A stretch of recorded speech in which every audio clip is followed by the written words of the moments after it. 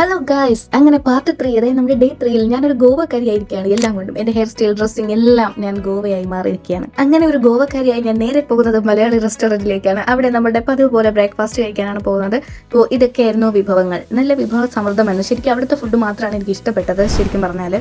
അത് കഴിഞ്ഞ് നമ്മൾ നേരെ പോകുന്നത് അഗോഡ ബീച്ചിലേക്ക്, അല്ല അഗോഡ ഫോർട്ടിലേക്കാണ്. ഇവിടെ എത്തിപ്പെടാൻ കുറച്ച് പാടെടുത്തു. അതായത് നമ്മുടെ പൊന്മുടിയിലൊക്കെ പോകുന്ന പോലെ കുറച്ച് ഹെയർ പിന്നും കുറച്ച് വളവും കുറേ ദൂരമൊക്കെ ചെല്ലുമ്പോൾ ആളും പേരും ഒന്നുമില്ല, അങ്ങനെയൊക്കെ ഉള്ളൊരു സ്ഥലമായിരുന്നു. എങ്ങനെയെങ്കിലും നമ്മളവിടെ എത്തിപ്പെട്ടു. അങ്ങനെ ഞാൻ തൊപ്പിയൊക്കെ വെച്ച് ഇറങ്ങിയിരിക്കുകയാണ് ഒരു ഗോവക്കാരി. ഒരു ഗോവക്കാരി 100 പ്രാവശ്യം പറയുന്നത്. എനിക്കത് ആ തലേ ദിവസം വരെ എനിക്ക് ആ ഒരു ഫീൽ വന്നിട്ടുണ്ടായിരുന്നില്ല. കാരണം ഞാൻ സാധാരണ യൂസ് ചെയ്യുന്ന ജീൻസ്, ക്രോപ്പ് ടോപ്പ് ഇതൊക്കെ തന്നെയായിരുന്നു.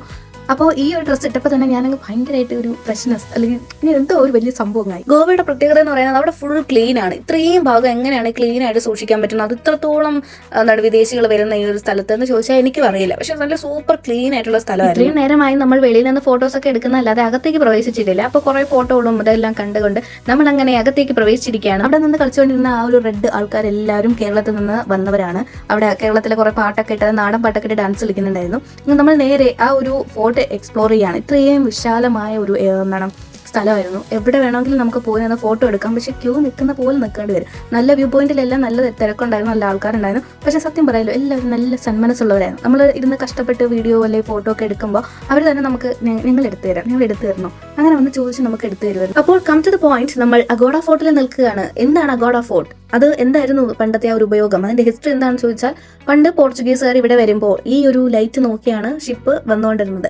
അതിന് വേണ്ടിയിട്ടുള്ള ലൈറ്റ് ഹൗസ് ആയിരുന്നു ഈ അഗോഡ ഫോർട്ടിലെ കാണുന്ന ആ ലൈറ്റ് ഹൗസും ആ ഫോർട്ടും എല്ലാം തന്നെ. അപ്പോൾ നമുക്കത് കാണുമ്പോൾ ഒരു ചരിത്ര പ്രാധാന്യം, അല്ലെങ്കിൽ ഇതൊക്കെ തന്നെയാണ് ഗോവയുടെ ഒരു യുണീക്നെസ് എന്ന് പറയുന്നത്. കാരണം ഇപ്പോൾ പണ്ട് കാലങ്ങൾ നമ്മളൊന്ന് ആലോചിച്ച് നോക്ക്, ബ്രിട്ടീഷുകാരും പോർച്ചുഗീസുകാരൊക്കെ വന്ന് നിറങ്ങിയിരുന്ന സ്ഥലത്ത് ഇപ്പോൾ നമ്മളൊരു ടൂറിസ്റ്റുകാരിയായി വന്ന് നിൽക്കുകയാണ്. അപ്പോൾ വന്ന് നിൽക്കുമ്പോൾ പ്രത്യേകം ശ്രദ്ധിക്കേണ്ട കാര്യം, നല്ല കാറ്റും നല്ല സീ സൗണ്ടും എല്ലാം ഉണ്ട്. അതിൻ്റെ കൂടെ നല്ല കൊട്ടാൻ വെയിലുണ്ട്. 2 തൊപ്പി, 2 സൺഗ്ലാസ്, ഇത് നിങ്ങൾ കപ്പിൾസായി പോകുമ്പോൾ ധരിക്കേണ്ട 2 സാധനങ്ങളാണ്. ഇല്ലെങ്കിൽ കറുത്ത് കരുവാളിച്ച് ഒരു പരിവമാവും. എനിക്ക് പിന്നെ മൈഗ്രെയിനും ഇതൊക്കെ ഉള്ളതുകൊണ്ട് വെയിലടിക്കുമ്പോൾ പെട്ടെന്ന് തന്നെ തളർന്നു പോകും. അങ്ങനെ തളരുത് രാമൻകുട്ടി, തളരുത്. ഏത് വെയിലിനെയും നമ്മൾ ആസ്വദിക്കണം. അങ്ങനെ ഷോർട്സ് ഒക്കെ ഇട്ട് നമ്മളിങ്ങനെ റാം ബാക്ക്, ക്യാറ്റ് ബാക്ക്, എന്ത് ബാക്ക് വേണോ നിങ്ങൾക്ക് പറയാം. അങ്ങനെ നടന്നുകൊണ്ടിരിക്കുകയാണ്. അങ്ങനെ നമ്മൾ നേരത്തെ പറഞ്ഞ 2 കണ്ണാടി 2 തൊപ്പിയുമായി നമ്മൾ തന്നെ കാര്യമൊക്കെ പറഞ്ഞ് നടന്നുകൊണ്ടിരിക്കുകയാണ്. കാരണം ഇന്ന് നമ്മുടെ ആനിവേഴ്സറിയാണ് ഗൈസ്. ഇവിടുത്തെ ഈ ഒരു ഗോവയുടെ മറ്റൊരു പ്രത്യേകത എന്ന് പറയുന്നത്, എല്ലാ പ്രധാനപ്പെട്ട വ്യൂ പോയിന്റിലും നമ്മുടെ ദേശീയ പതാകയെ കാണാൻ പറ്റും. അത് കാണുമ്പോൾ നമുക്ക് പെട്ടെന്നൊരു ദേശീയ ബോധമൊക്കെ വരും. ഒരുപക്ഷെ വിദേശികൾ ഒരുപാടുള്ളത് കൊണ്ടായിരിക്കണം ഇങ്ങനെ ചെയ്യുന്നത്. അങ്ങനെ അവിടുത്തെ വിശേഷങ്ങളൊക്കെ കഴിഞ്ഞ് വീണ്ടും നമ്മൾ മുടിയും വെട്ടി ഡ്രസ്സും മാറി അടുത്ത ഒരു സ്ഥലത്തേക്ക് പോവുകയാണ്. നമ്മൾ ഒരു ഡോൾഫിൻ ഡാൻസ് കാണാൻ പോവുകയാണ്. നമ്മൾ പല ഡാൻസും കണ്ടിട്ടുണ്ട്, പക്ഷേ ഡോൾഫിൻ ഡാൻസ് അത് കാണാൻ പോവുകയാണ് ഗൈസ്. പുതിയ ഡ്രസ്സൊക്കെ ആയിട്ട്, പുതിയ മദാമ രൂപത്തിൽ ഞാൻ ഒരു ഡയറി മിൽക്ക് സിൽക്ക് ഒക്കെ ആയിട്ട് പോവുകയാണ്. കാരണം എനിക്ക് മധുരം കഴിക്കുമ്പോൾ മാത്രമേ എനിക്ക് ഉന്മേഷവതയെ ചില്ല് ചെയ്യാൻ പറ്റുള്ളൂ. എല്ലാവരും സാധാരണ മധുരം കഴിച്ച് ഉറങ്ങുകയാണ്. ഞാൻ നേരെ തിരിച്ചാണ്. അങ്ങനെ നമ്മൾ രണ്ടുപേരും അവിടെ നിന്ന് വാങ്ങിച്ച പുതിയ ഡ്രസ്സൊക്കെ ഇട്ട് ചെത്തി മിന്നി പോവുകയാണ് ഗൈസ് നമ്മുടെ ഡോൾഫിൻ ഡാൻസ് കാണാൻ. അപ്പോൾ അതിൻ്റെ കൂടെ തന്നെ ബാക്കിയുള്ള കുറേ കാഴ്ചകളൊക്കെ നമുക്ക് കാണാം. ഒരു ഗ്രീനറി ഉണ്ട്, ഫുൾ നമ്മുടെ തെങ്ങോലകൾ, അവിടെ കുറച്ച് ബിൽഡിങ്സ് കാര്യങ്ങളുണ്ട്, ഓൾഡ് ബിൽഡിങ്സ്. നമ്മൾ നേരത്തെ കണ്ട ആ ഫോർട്ട്, ഇതൊക്കെ നമുക്ക് അവിടെ നിന്നുകൊണ്ട് ആ ഒരു ബോട്ടിൽ ഇരുന്നു കൊണ്ട് നമുക്ക് കാണാവുന്നതാണ്. ഒരുപാട് ബോട്ടുകാർ ഇങ്ങനെ വരുന്നുണ്ട്. ഇപ്പോൾ ഇവിടെ എല്ലാം കയറാൻ നമ്മൾ സെപ്പറേറ്റ് ടിക്കറ്റ് എടുക്കേണ്ടതായിട്ടുണ്ട്. ഇതൊന്നും നമ്മുടെ പാക്കേജിലുള്ളതല്ല. Okay, no doubt. നമ്മളെപ്പോലെ മറ്റൊരു ബോട്ടുകാരൻ. നമ്മളങ്ങനെ വിശാലമായി ഇരുന്നും കിടന്നൊക്കെ കൊണ്ട് നമ്മൾ വീഡിയോ ഫോട്ടോ ഒക്കെ എടുത്തുകൊണ്ടിരിക്കുകയാണ്. നമ്മൾ രണ്ടുപേരും 2 വശത്താക്കിയ ബോട്ടുകാരൻ ആനിവേഴ്സറി ആയിട്ട്. എന്താണെന്ന് ചോദിച്ചപ്പോൾ ബാലൻസ് കിട്ടില്ല. അതുകൊണ്ട് ആ ബോട്ടിൽ ഒരു സൈഡ് ഒരാൾക്ക് ഇരിക്കാൻ പറ്റും.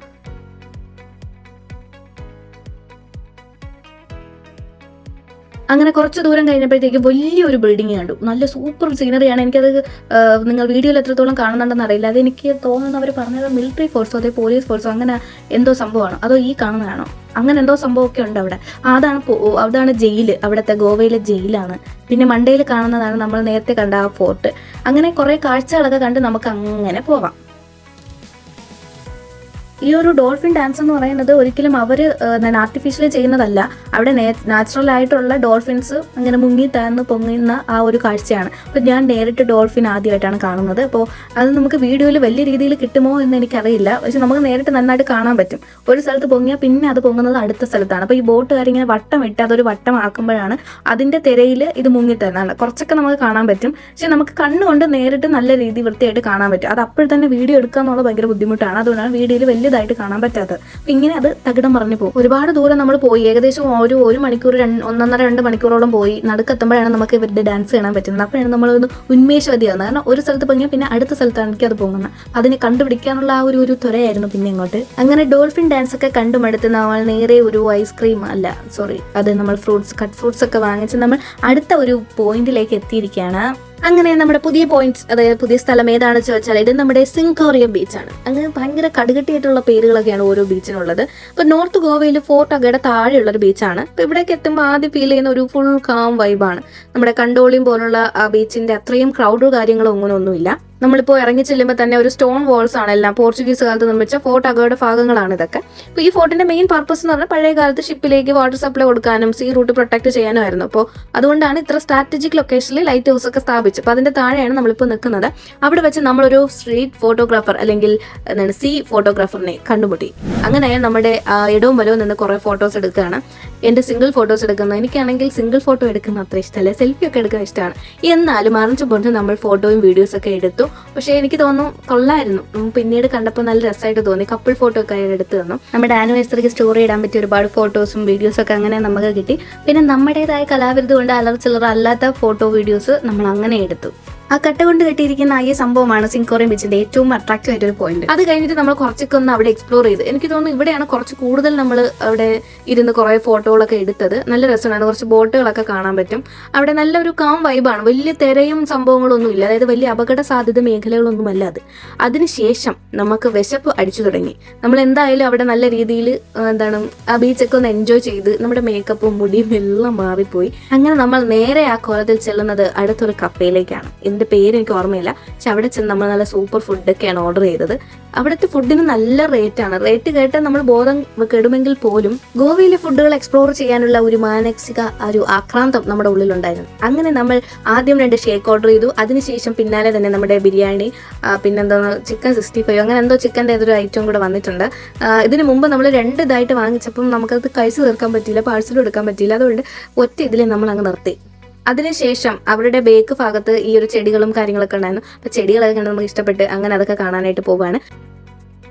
ഈ പോകുന്നത് അടുത്ത ബീച്ചിലേക്കാണ്. അങ്ങനെ നല്ലൊരു ആർച്ചിന്റെ ആ ഒരു സൈഡിൽ കൂടെ നമ്മൾ പോകുന്നു. അപ്പോൾ ഇതൊക്കെയാണ് ആ ഒരു മനോഹരമായ ഓരോ സംഭവങ്ങൾ ഗോവയിൽ. അത് നല്ല സീനറിയാണ്. ഏത് ബീച്ചിൽ പോകുമ്പോഴും ആ എൻട്രി ഭയങ്കര സൂപ്പറാണ്. അങ്ങനെ ഓരോ സ്ഥലത്ത് നിന്ന് നമ്മൾ ഫോട്ടോസ് വീഡിയോസ് എടുക്കുകയാണ്. അങ്ങനെ നമ്മൾ നേരെ പോകുന്നത് ഗായ്സ്, ഇതാണ് നമ്മുടെ ഗോവയിലെ ഒരു നല്ല സൂപ്പർ വ്യൂ ഉള്ള സംഭവങ്ങൾ. ഈ ഒരു ബീച്ചിന്റെ പേരാണ് കണ്ടോളിൻ ബീച്ച്. അതുകൊണ്ട് നിങ്ങൾ കണ്ടോളിൻ അല്ല പിന്നെ. ഇപ്പൊ ഇതാണ് ഗോവയിലെ ഫേമസ് ആയിട്ടുള്ള Candolim beach. Golden sand, colourful umbrellas, full beach life energy. ഇതാണ് ഗോവയുടെ ഫുൾ വൈബ് ഓഫ് ബീച്ച് എന്ന് പറയുന്നത്. അങ്ങനെയൊക്കെ നിങ്ങൾ അങ്ങ് വിചാരിക്കാം. ഇവിടെ ഇപ്പൊ കാണുമ്പോൾ ഉള്ള ആ ഒരു വൈബ് അല്ല നമ്മുടെ രാത്രി. അത് ഇനി ഇങ്ങോട്ട് വരാതിരിക്കുന്നേ ഉള്ളൂ. അത് കാണുമ്പോൾ നിങ്ങൾ ഞെട്ടിത്തെരിക്കും. ഞാനൊന്ന് ഒരു തവണ ഞെട്ടിയതാണ്, ഇനി നിങ്ങളെ കൂടെ ഞെട്ടിക്കും. അങ്ങനെ ഐ ലവ് ഗോവയിലെ നമ്മുടെ ഈ ഒരു പാട്ട് ഇവിടെ അവസാനിച്ചിരിക്കുകയാണ്. ഇനി നൈറ്റ് ലൈഫുമായി ഞാൻ വീണ്ടും വരുന്നതായിരിക്കും. വീഡിയോ ഇഷ്ടപ്പെട്ടെങ്കിൽ please like, share and subscribe.